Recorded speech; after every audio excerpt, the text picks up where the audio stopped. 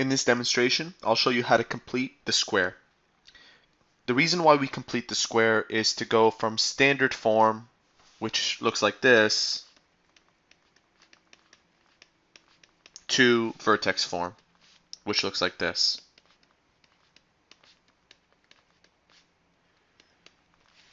I have two examples set out for you, and we'll start with the first one.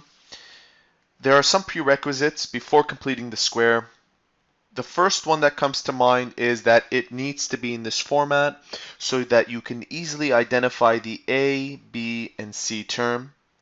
And the second thing that you need to ensure is that the number in front of your x squared term, the A, is a 1. So if it's not a 1, you need to factor out that number so that this is a 1. Let's get started with the first example. Here we have y is equal to x squared plus 8x plus 5. That is your A term, that is your B term, and that is your C term. The first thing that you need to do is find out what your B term is, and we did. It's an 8. And you're going to take your B term, divide it by 2.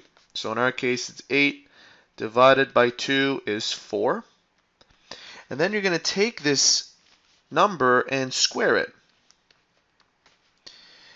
And what you will do is you'll add this amount to the formula. So y is equal to x squared plus 8x, and then you're going to add 16. You're going to leave that 5 the way it is, and you're also going to subtract 16. And by doing that, by adding and subtracting that same number, it keeps the equation valid.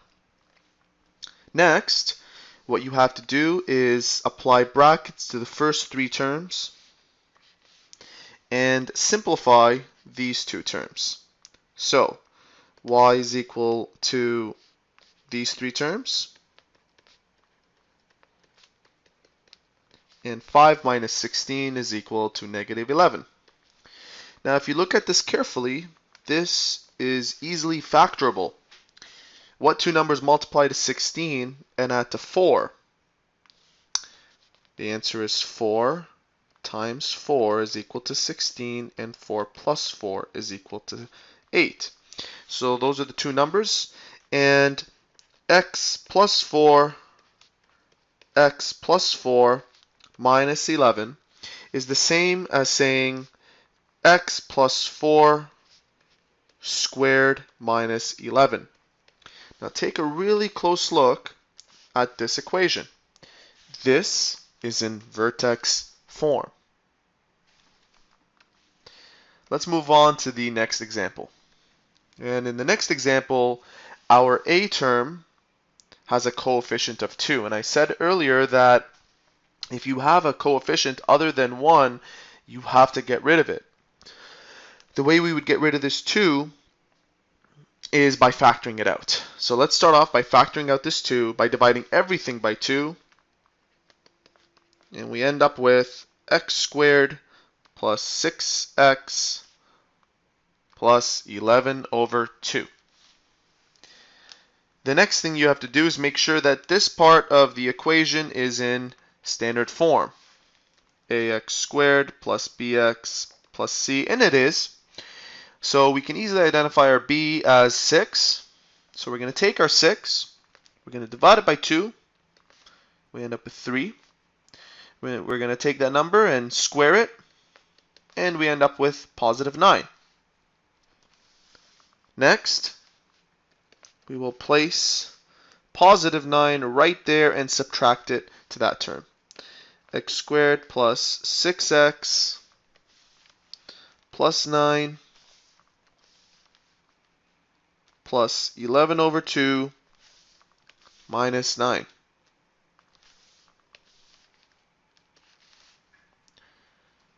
Next, what we will do is simplify these two terms and apply brackets to the first three terms. So I'm going to introduce some square brackets here since we are putting brackets in brackets.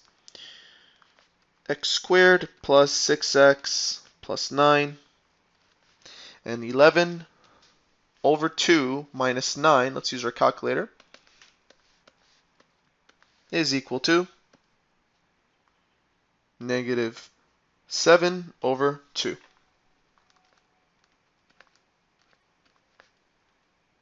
Excellent.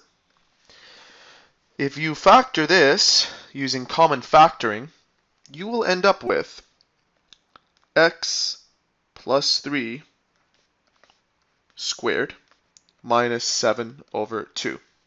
Now you're probably wondering, how did I come up with this so quickly? Now notice, way back when we divided 6 by 2, we got 3. And it appears that it's always this number. So if this is a 4, this is a 4. If that's a 3, then that's a 3. And take a look at the first example. Notice that when we divided the b term by 2, we got 4, and that was the answer. If that were negative, that would be negative.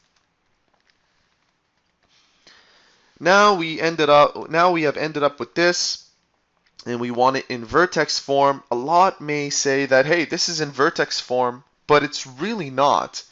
In order for it to be in vertex form, this needs to be expanded. So how do we do that? 2 times this term is equal to 2x plus 3 squared. 2 times 7 over 2 is equal to 7, negative 7. And so there you have it. That is how to convert standard form into vertex form. One of the reasons why we do this is because graphing a parabola, a quadratic relationship in vertex form, is a lot easier and gives us a lot more information than in standard form. For example, we can easily find out the vertex of this equation.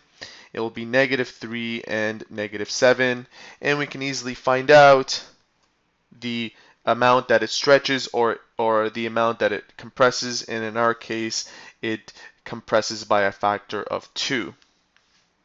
If you found this tutorial helpful, please support our channel by subscribing or by liking this video. If you have any further questions, you may visit our website at biology-forums.com. We are an online service for students seeking free homework help. See you soon.